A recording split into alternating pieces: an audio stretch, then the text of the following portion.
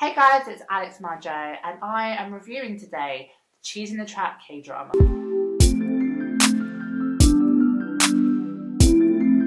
It literally just ended this week and I understand there is ongoing controversy because of the webtoon creator coming out with an opinion and then also fans of the webtoon. But as I'm not familiar with it, I am reviewing this drama as a viewer and my experience was enjoyable. When I first looked at the plot, I was like, this is going to be really cliche because it's a relationship between a poor girl, a rich guy, which happens a lot in K-dramas. And the rich guy has a dark side, he's mysterious, and then she's like kind of naive and she's kind of clumsy and she's kind of this and she's a bit shabby, you know, but she comes out of her shell, etc, etc. So the main characters were Yoojun and Honsol, played by Kim Go-eun and Park Hye-jin. Park Hye-jin, he is a really good actor. He's sexy, he's good looking, and he played the dark side really well, the mysterious nature. I felt like he gave a really good appeal. And Kim Go-eun, who is an up-and-coming actress, I believe, I felt that she played the role really well. She gave moments of believable emotion, moments of feistiness, and I really enjoyed the journey because you can tell she tried for this being kind of her first big K-drama, I believe. She put everything into it. I appreciate that. Other characters include Baek Kyun-ho and Baek Kyun-ho, who are brother and sister, played by Seo Kang-jun and Lee Seung-kyun. Both of them, these characters, added a really nice layer, and there were other characters as well, but I don't want to make this too long. And they've got involvement with Yoojun, who his dad adopted them as when they were younger because they had a really bad childhood experience and etc.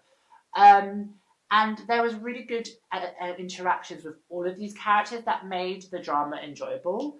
I loved a lot of the character development, especially towards the end, because Baek Kyun-ho is a crazy bitch. But then you start to feel sorry for her because you understand why she's a bit of a bitch. You understand why she's actually emotionally broken. And I really enjoyed the journey that actually towards the last few episodes she took as a character, and Lee Seung-kyun as an actress played it really well. Actually, she played her character amazing. She played the bitch well, she played the funny, the slapstick, the facial expressions were on point, the voice, the tone, everything. I really, really loved that. And obviously Seo Kang-jun is sexy and he played Baek Kyun-ho really well, like the rugged, sexy guy who like is on the run kind of vibe, that bad boy. And their development as brother and sister was so nice, especially towards the end because the broken relationship becomes mended, and it was just really nice to watch. And then obviously with every K-drama, I become frustrated at moments because there are moments of unrealisticness that I should always take into account, but with this, there was moments where I was just like, really bitch. For example, Yoojun, the character, ignored Yeonseo for like, or Honseo, I mean, for like a few like days in an episode, and then all of a sudden he's like, date me. And like in that moment, if I was her, I'd be like, nah mate, I ain't dating you. But then she says yes. And you just know, like, it was like, why? Why would you say yes? And then because a lot of the stuff becomes revealed to her about his past and about the kind of person that he actually is, like his quietness is actually a bad thing and all this stuff.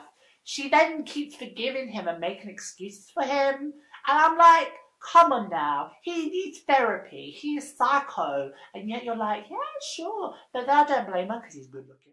Love triangle that kind of developed because Baek Kyun-ho comes in as like this knight in shiny armor essentially, but also like the bad boy, the boy that's on the run kind of thing. And he has a past and he's quite twisted in the sense that he's damaged, but then he's like really good looking, like, you know what I mean? Both of them.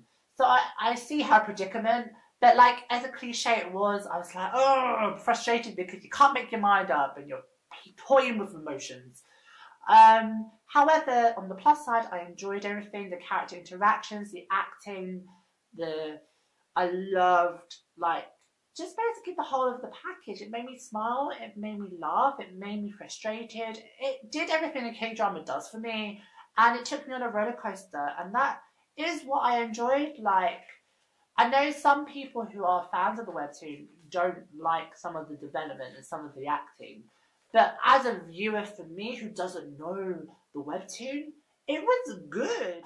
But yeah, I rate it kind of like a 3.5 because there were moments of ridiculousness and there were moments where it was unnecessary. But I enjoyed the plots which made it really good, like stalking, identity crisis, relationships, friendship crisis. Um, a lot of things that made me laugh, made me smile, made me frustrated, made me like go, oh, that's so cute, or really took me on a journey, and that's what I really liked.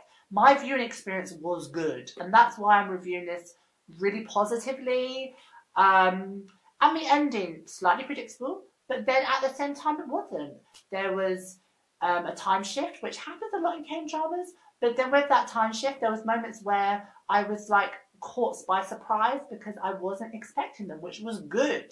And I, with the ending, there was a moment where I was like, of course, and that's when the predictability came in. But then at the same time, if it wasn't predictable, I don't know if I would have liked it. I don't know. This is the question. But at the same time, I just did love this drama. I actually loved it because of what I've said. It took me on a journey as a viewer. That's what I thought about Choosing the Trap. I do recommend it, so if you haven't watched it, feel free to give it a go. If you have watched it, let me know what you thought. Apologies that I haven't addressed the drama in such a detailed way, but I didn't want to spoil anything. Please look out for more reviews and more videos related to K-dramas. Like and subscribe, check out the rest of our channel. And yeah, bye guys, enjoy!